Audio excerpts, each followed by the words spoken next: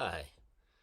We're going to be talking about the Brahma Viharas over the next few weeks in Dharma discussion, and some of us thought it would be good to set a little bit of context, practice context particularly, around sitting with the Brahma Viharas.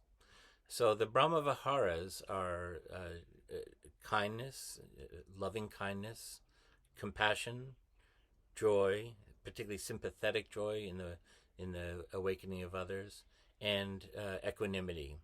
So these four practices can be approached from many different ways in many different traditions.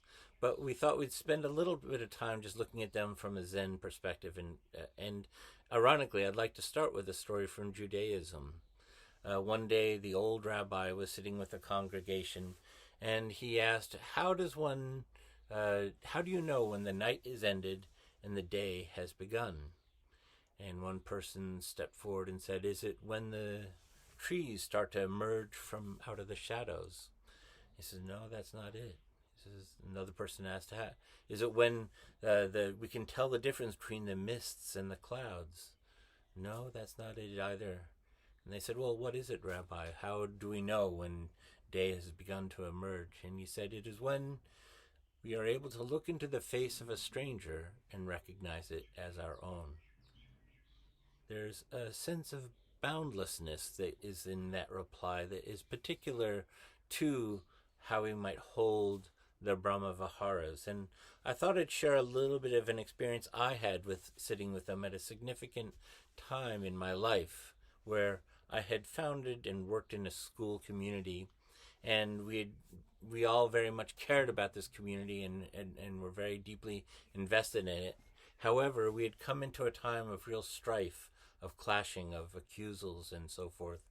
And I particularly was having a great deal of time, a great deal of difficulty in holding myself in responsibility in such a time emotionally.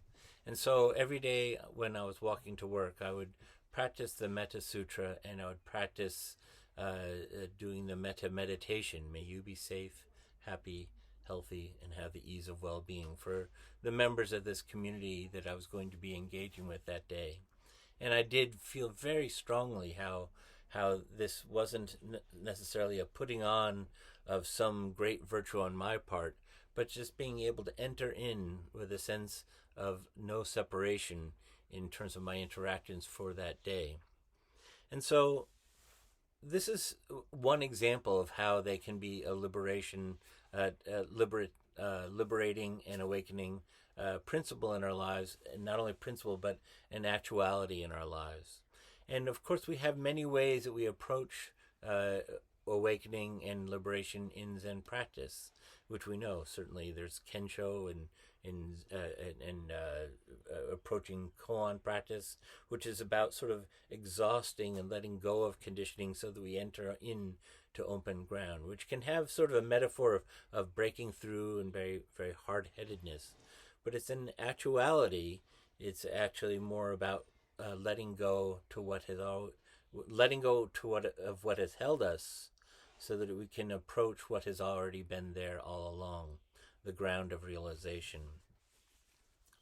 We also see this in shikantaza and the practice of not trying to get through our problems to a sense of liberation, but trying to be free from our troubles, finding freedom in the midst of our troubles.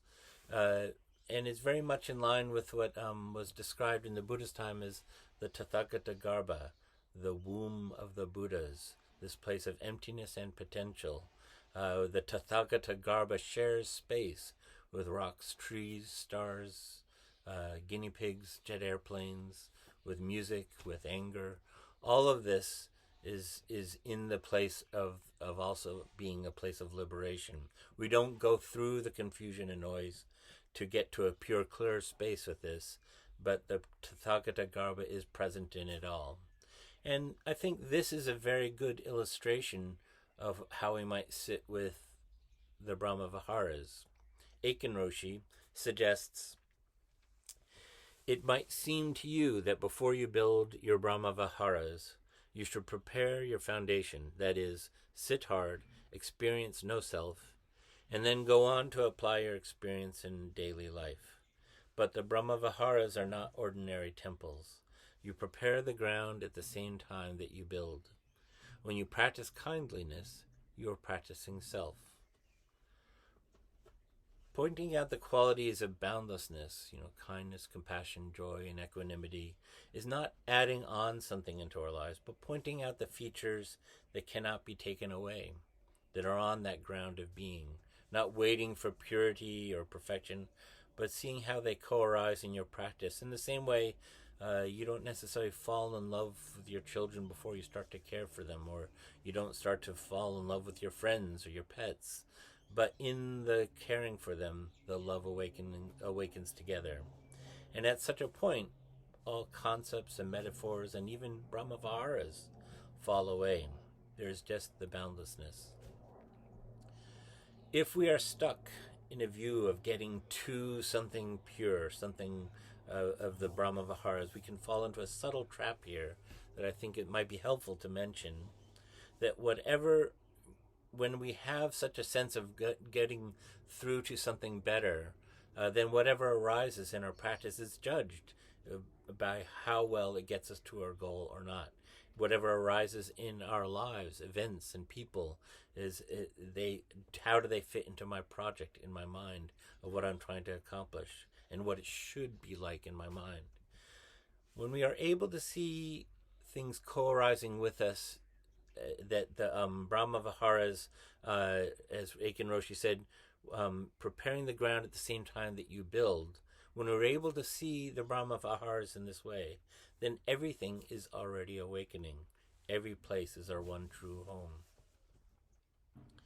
So, we are perhaps familiar with metta practice, and Aladdin will be taking us through that in a great deal of more detail at the end of the month at the Zenkai, which I'm very much looking forward to. But it might be helpful just to consider how each of these can be practiced as not just a concept, but how we let them under our skin and extend them into your life, and how they can extend into the lives of the people around us that are in our lives.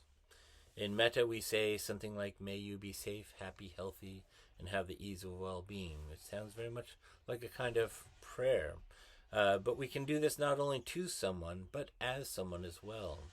May you know the joy of loving kindness, and may you know, may your love for others flow, fill, and heal your body and mind. For equanimity and sympathetic joy, we might say something or practice something like saying, "May you be open to the boundless nature of life. May you hold your life in a place of neither good nor bad," or "May you accept your anger, your sadness, your grief, knowing you are not limited by them." We can practice for this person, we can practice for other people, we can practice this for species, we can practice this for biosystems, including we can practice this for the earth. So, we need these now. They are medicine for a world in turmoil, and they remind us not to polarize and not to separate ourselves from. They remind us what it is to be in the boundless space. But again, I'd like to suggest not to make this an exercise in breaking through to virtue somehow, as is one way, nor to take on some new purified sense of yourself, but to hold it lightly, play with a sense of sympathetic joy, for instance. Yunyan asked Dawu, "How does a bodhisattva kanzeon use all those many hands and eyes?" Dawu answered, "It is like a person in the middle of the night reaching behind their head for a pillow, just like the dog is right now." So practice this lightly. Practice this like it is reaching behind your head for a pillow. And may the felt qualities of kindness and compassion and joy and equanimity, may they nourish you and awaken us all, day by day, breath by breath. Thank you.